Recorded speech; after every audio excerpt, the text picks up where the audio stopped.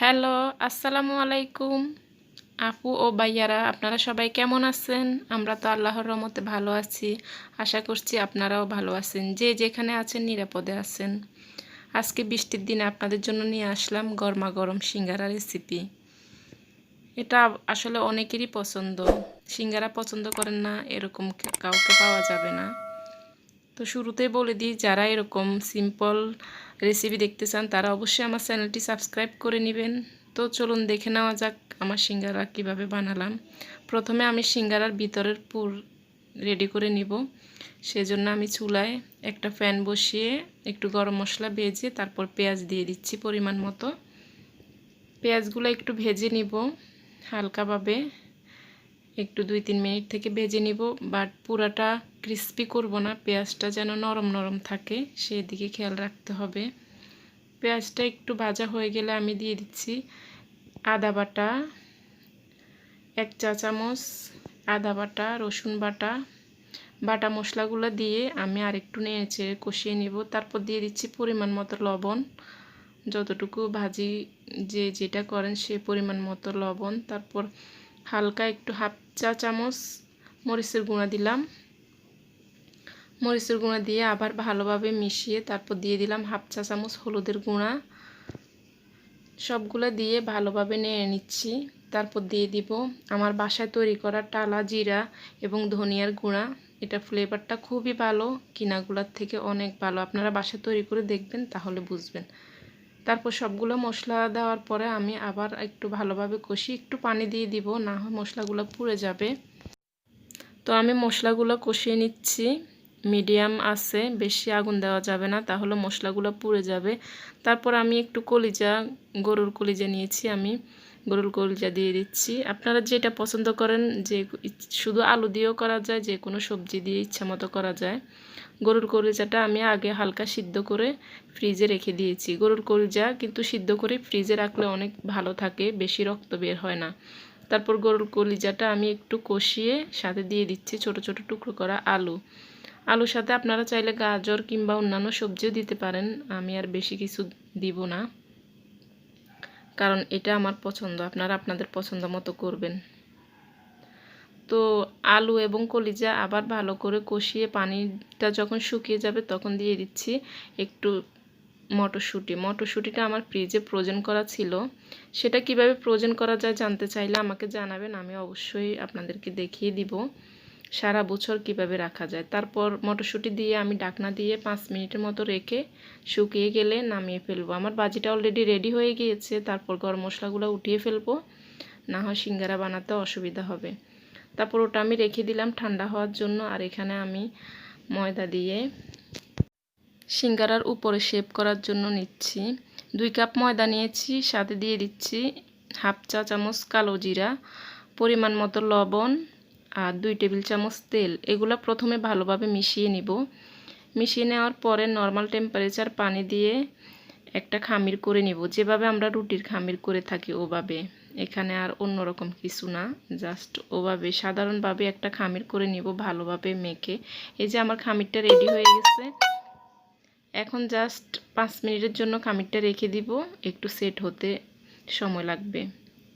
ভালোভাবে মধ্যে আমি রেখে দিয়েছি। আর এখানে আমার ফুডটার মধ্যে আমি একটু কাঁচা পেঁয়াজ, ধনেপাতা, একটু কাঁচামরিচ দিয়ে ভালোভাবে মেখে নিব। আপনারা যদি সিঙ্গারাগুলো সাথে সাথে খান তাহলে কাঁচা পেঁয়াজ দিবেন, আর অনেকক্ষণ রাখতে চাইলে পেঁয়াজটা দিবেন না, তাহলে পেঁয়াজের গন্ধ তাড়াতাড়ি ছড়িয়ে যায়। তো এভাবে আমি সবগুলা ধনেপাতা, কাঁচামরিচ, পেঁয়াজ কুচি দিয়ে মেখে নিব। এখন চলে আসছি সিঙ্গারার শেপ তৈরিতে। এভাবে একটু লম্বালম্বি করে রুটি বানিয়ে নিব। রুটিটা বেশি বড় করা যাবে না, যেভাবে আমরা বেশি পাতলাও না বেশি মোটাও না, যেভাবে আমরা খাওয়ার জন্য রুটি বানাই ওরকম, বা আর একটু পাতলা, একটু লম্বা শেপের রুটি বানিয়ে মাঝখান দিয়ে আমি কেটে নিয়েছি। তারপর দেখুন সিঙ্গারার শেপটা এভাবে করছি। এটা আসলে বলে বোঝানোর কিছু না, জাস্ট দেখে নিতে হবে। আমি প্রথমে রুটির যে কাটা অংশটা সেটা ধরে রুটির কোনাটা এভাবে সিঙ্গারার কোনাটা বের করে নিচ্ছি। আর রুটিটা জোড়া লাগানোর জন্য আমি একটু একটু পানি ইউজ করছি, বা তেলও ইউজ করতে পারেন আপনারা, তাহলে এটা আর খুলে যাওয়ার সম্ভাবনা থাকে না। এজন্য আমি এভাবে দেখুন, এটা যেভাবে আমরা পানের খিলি করে থাকি জাস্ট ওরকম করে কোনা বের করে হাতে নিয়ে এখন ভিতরে আমি পুরটা দিয়ে দিব।